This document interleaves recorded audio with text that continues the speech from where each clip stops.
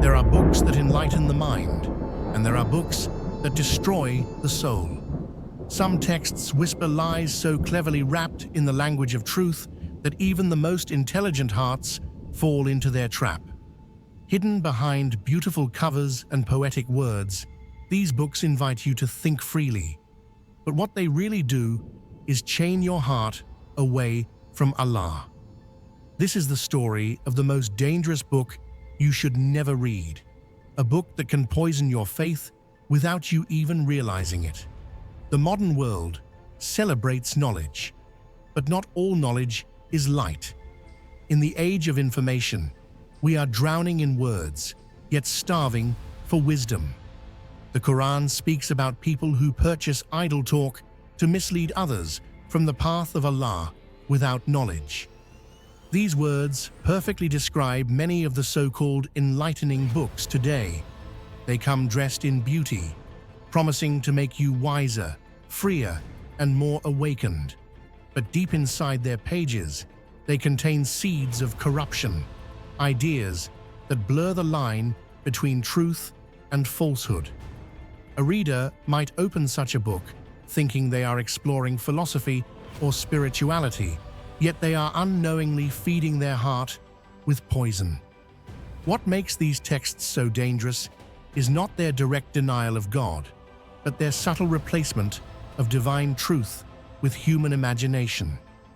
They disguise rebellion as enlightenment, confusion as depth, and disbelief as courage. They tell you to question everything, but never to humble yourself before the one who created everything. It all begins with curiosity, innocent, small, and seemingly harmless. Someone hands you a book and says, "Read this. It will open your mind." You begin with the best of intentions, thinking knowledge can never harm. But then a sentence catches your attention. It questions something sacred. You shrug it off. Then another chapter makes you think, maybe faith is just an illusion. And slowly, almost invisibly, a seed of doubt settles in your heart. That seed is the whisper of Shaitan, the same whisper that deceived Adam, peace be upon him, in paradise. Shaitan didn't command him to disobey Allah directly. He promised him wisdom, eternal life, and elevation. In the same way, these dangerous books promise truth, freedom, and self-empowerment. But what they truly offer is distance. Distance from Allah, from humility, from truth. The seed of doubt grows each time you read something that contradicts revelation yet feels appealing to your ego. And by the time you realize what's happening, faith has become a question rather than a conviction. The most dangerous lies are not those shouted in defiance, but those whispered in beauty. These books rarely say, "Reject Allah." They say, "You are divine.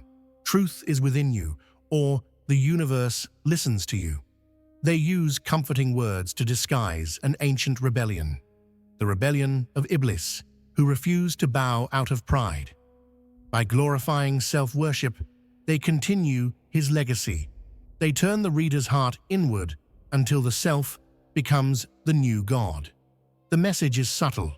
Don't submit, don't obey, don't humble yourself. Create your own truth. This is the philosophy of pride, painted with the brush of poetry.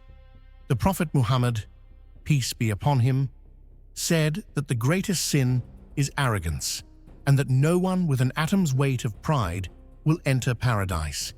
Yet these writings glorify pride as enlightenment. They teach rebellion as liberation. And what's worse, they do it in the name of spirituality. They speak of light, but it's the light of a flame. It looks beautiful for a moment, then burns everything it touches. Among the greatest deceptions of our time is the rise of New Age spirituality. It promises peace without prayer, energy without worship, and guidance without God. It teaches that you can manifest your destiny, attract success, or vibrate your desires into reality. What these ideas do, in truth, is remove Allah from the center of your life. They replace dua with affirmations, tawakkul with the universe will respond, and qadr with self-made destiny. It's the most elegant form of shirk, associating partners with Allah through the illusion of control. The believer begins to think that their mind, not their Lord, is the source of blessings.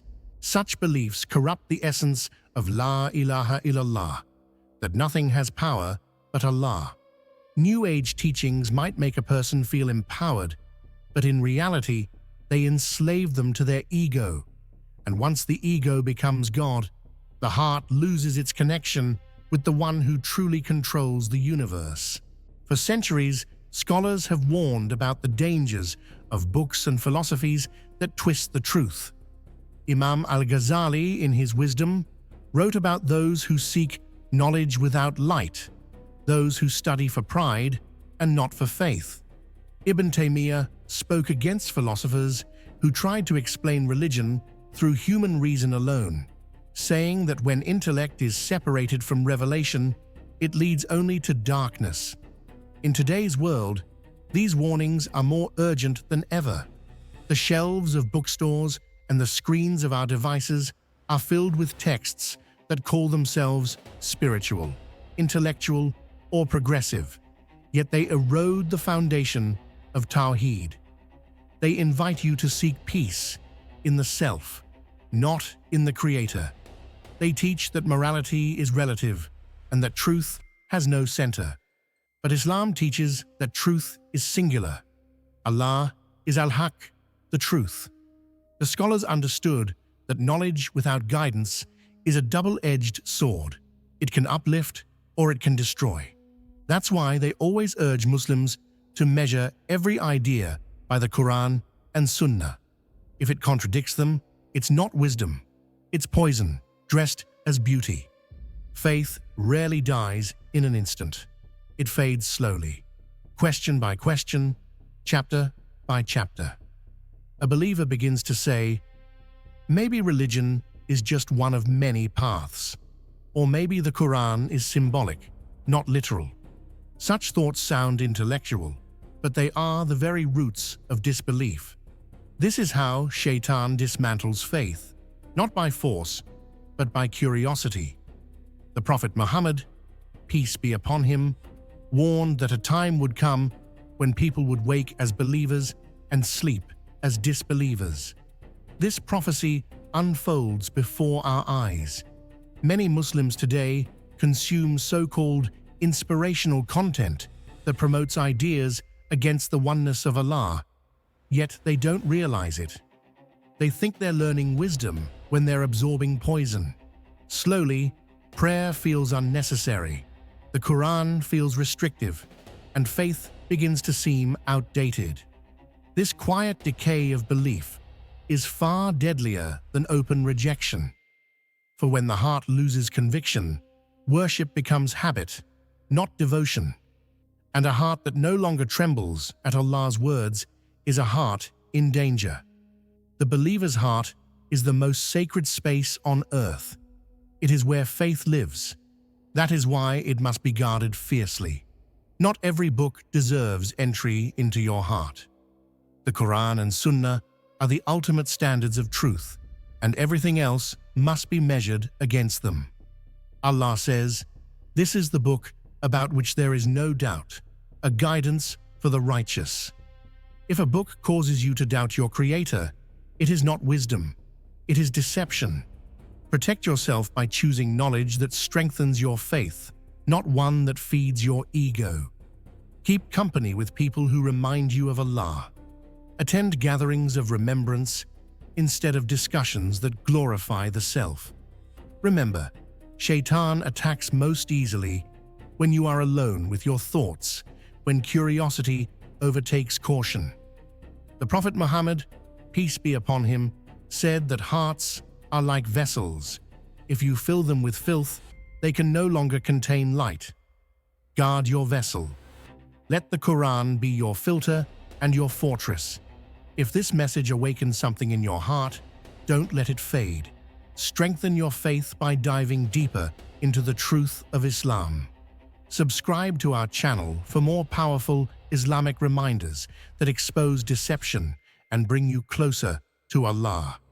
Share this message so others may be warned of false paths and protected by divine truth. Comment below, I choose the Quran over falsehood. Insha'Allah.